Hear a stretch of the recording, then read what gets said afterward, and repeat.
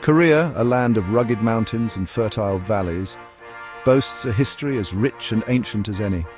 Its landscapes, from the towering peaks to the serene valleys, have witnessed the rise and fall of numerous civilizations. For millennia, the Korean peninsula was home to a tapestry of kingdoms, each leaving its mark on the land and its people. These kingdoms, with their unique cultures and traditions, wove a complex and vibrant history. From the legendary kingdom of Gojoseon, founded in myth and shrouded in time, to the more historically documented eras, to the Three Kingdoms period, where Goguryeo, Baekje and Silla vied for dominance, each kingdom contributed to the rich tapestry of Korean history. Korea's early history was a dynamic interplay of war, diplomacy, and cultural exchange. The constant struggle for power and influence shaped the character and resilience of its people. The unified Silla period, from 668 to 935 AD, saw Korea flourish under a single banner, its art, literature and technology reaching new heights. This era marked a golden age of cultural and intellectual prosperity. Buddhism, introduced from China, took root and blossomed, its temples and teachings leaving an enduring legacy. The religion influenced not only spiritual life, but also art, architecture and philosophy. The Goryeo dynasty, from 918 to 1392, from which the modern name Korea is derived, marked a golden age of artistic and intellectual achievement. This period saw the creation of some of Korea's most enduring cultural treasures: exquisite Celadon pottery, intricate Buddhist paintings, and the world's first metal movable type printing press are testaments to Goryeo's brilliance. These innovations had a lasting impact on both Korean and global culture. However, this era of prosperity was not without its turbulence. The Goryeo dynasty faced numerous challenges that tested its strength and resilience. Invasions from northern nomadic empires such as the Khitan and the Mongols tested Korea's resilience. These invasions brought destruction, but also led to cultural exchanges that enriched Korean society. Yet through it all, the Korean people endured, their spirit unbroken, their cultural identity forged in the crucible of adversity. The resilience and adaptability of the Korean people became a defining characteristic of their history. The Joseon dynasty, from 1392 to 1910, the longest ruling Confucian dynasty in history, ushered in a period of relative peace and stability. This era saw the consolidation of Korean culture and identity. King Sejong the Great, a visionary ruler, oversaw the creation of Hangul, the Korean alphabet, a testament to his belief in the power of literacy for his people. This innovation made literacy more accessible to the common people. Confucianism, with its emphasis on social harmony and moral rectitude, became the bedrock of Joseon society. The teachings of Confucius influenced every aspect of life, from governance to family structure. Agriculture flourished, and a vibrant culture rooted in Confucian values and artistic innovation took shape. The Joseon era was marked by advancements in science, technology, and the arts. Yet, as the Joseon dynasty entered its twilight years, the winds of change began to blow across the Korean peninsula. Internal strife and external pressures began to challenge the established order. The 19th century saw Western powers, driven by industrial ambition and colonial aspirations, begin to exert their influence in East Asia. Korea, with its strategic location, became a focal point of these ambitions. Korea, once a proud and independent kingdom, found itself caught in the currents of global power politics, its fate hanging precariously in the balance. The struggle to maintain sovereignty in the face of foreign encroachment became a defining challenge of the era. The dawn of the 20th century cast a long shadow over Korea, a nation rich in culture and history.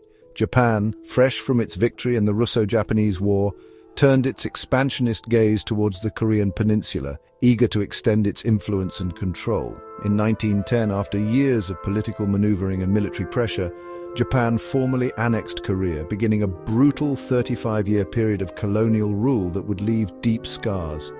Gone was Korea's independence, replaced by the harsh realities of Japanese imperialism, which sought to reshape the nation to fit its own needs. Under the iron fist of the Japanese Governor-General, Korean culture and identity was systematically suppressed as Japan aimed to erase Korea's unique heritage. Korean language and history were banned from schools, replaced by Japanese equivalents in an effort to indoctrinate the younger generation. traditional Korean customs were discouraged, and those who dared to resist faced swift and brutal reprisals, often leading to severe punishment or death. Japan sought to erase Korea's national identity and assimilate its people into the Japanese Empire using propaganda and forceful measures. The Japanese viewed Korea as a source of cheap labor and natural resources to fuel its burgeoning industrial machine, exploiting the land and its people.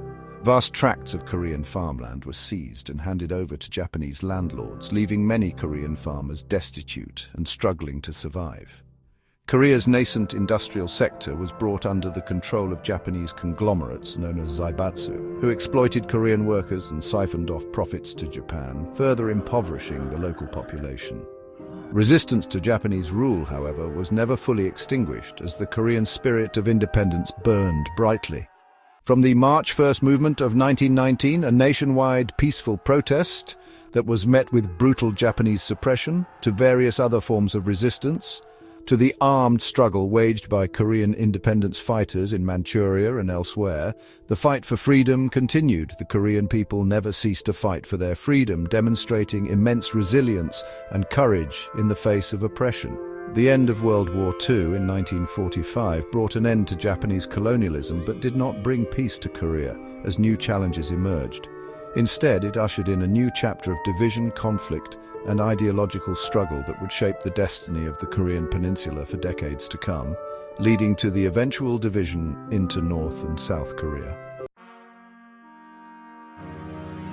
The ink was barely dry on the Japanese surrender documents when Korea, freed from the shackles of one empire, found itself caught in the grip of another global struggle, the Cold War. This new conflict was not just about territory, but about ideology and influence.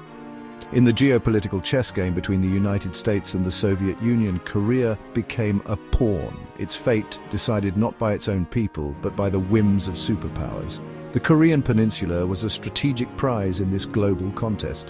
In 1945, Korea was arbitrarily divided along the 38th parallel, a line drawn on a map by Allied military planners with little regard for Korea's history, culture, or the aspirations of its people. This division was meant to be temporary, but it quickly became permanent. The Soviet Union occupied the north, installing a communist government led by the Soviet-trained Kim Il-sung, who would become a central figure in North Korean history, while the United States occupied the south, supporting a pro-Western government led by Syngman Rhee. Rhee's leadership was marked by a strong anti-communist stance. The division of Korea, intended as a temporary measure, quickly solidified into a hardened reality. Families were separated, and a once unified nation was split into two. Two Koreas emerged, each a mirror image of its patron's ideology, each claiming to represent the true Korea. The North embraced communism, while the South adopted a capitalist system. Tensions escalated, fueled by mutual suspicion, propaganda, and border clashes. Both sides prepared for the possibility of war, with frequent skirmishes along the border. On June 25, 1950, these tensions erupted into full-blown war. North Korean forces crossed the 38th parallel, initiating a conflict that would draw in multiple nations. The Korean War, a brutal conflict that pitted brother against brother, devastated the Korean peninsula. The fighting was intense and relentless. Millions perished in the fighting, victims of bombs, bullets, and the bitter cold of a Korean winter. The human cost was staggering, with countless lives lost and families torn apart. Villages were razed, cities lay in ruins, and the land was scarred with the indelible marks of war. The destruction was widespread and left a lasting impact on the Korean landscape. After 3 years of fighting and millions of casualties, the Korean War ended in 1953 with an armistice, not a peace treaty. The war was over, but peace remained elusive. The two Koreas remained divided, separated by a heavily fortified, demilitarized zone, a stark reminder of the war's legacy. This division continues to shape the Korean peninsula to this day. In the aftermath of the Korean War, Kim Il-sung, the Soviet-backed leader of North Korea, set about consolidating his power and rebuilding his shattered nation. A shrewd and ruthless politician, Kim Il-sung eliminated his rivals, purged suspected dissenters, and established a totalitarian state with himself at its apex. Kim Il-sung's North Korea was built on the foundations of a personality cult that bordered on religious fervor. He was hailed as the great leader, his portraits ubiquitous, his every word treated as gospel. The Workers' Party of Korea, the sole legal political party, became the instrument of Kim's will, its cadres enforcing his dictates with an iron fist. Central to Kim Il-sung's ideology was Yush, a philosophy of self-reliance that stressed national unity, ideological purity, and absolute obedience to the great leader. Yush, meaning self-mastery or standing on one's own feet, became the guiding principle of North Korean society, permeating every aspect of life from politics and economics to education and culture. Under Kim Il-sung's rule, North Korea underwent a radical transformation. The economy, devastated by the war, was rebuilt along socialist lines. Land was collectivized, industry nationalized, and private enterprise eliminated. Education and healthcare, at least in theory, were made universal and free. North Korea, once an impoverished backwater, made impressive strides in industrialization and social development, particularly in the decades after the war. However, this progress came at a steep price: the suppression of individual liberties, the absence of political freedom, and the relentless indoctrination of the populace. Following the death of Kim Il-sung in 1994, his son Kim Jong-il took over the leadership of North Korea. Kim Jong-il's reign was marked by a severe economic crisis and widespread famine, often referred to as the Arduous March. The country faced extreme hardships, with millions suffering from food shortages and malnutrition. Despite these challenges, Kim Jong-il maintained a strong grip on power, emphasizing military-first policies and further isolating the nation from the international community. After Kim Jong-il's death in 2011, his youngest son, Kim Jong-un, ascended to power. Kim Jong-un's leadership has been characterized by aggressive nuclear development and heightened international tensions. Under his rule, North Korea has conducted several nuclear tests and missile launches, drawing widespread condemnation and increased sanctions from the global community. Despite these pressures, Kim Jong-un continues to assert his regime's strength and seeks to solidify his position both domestically and on the world stage.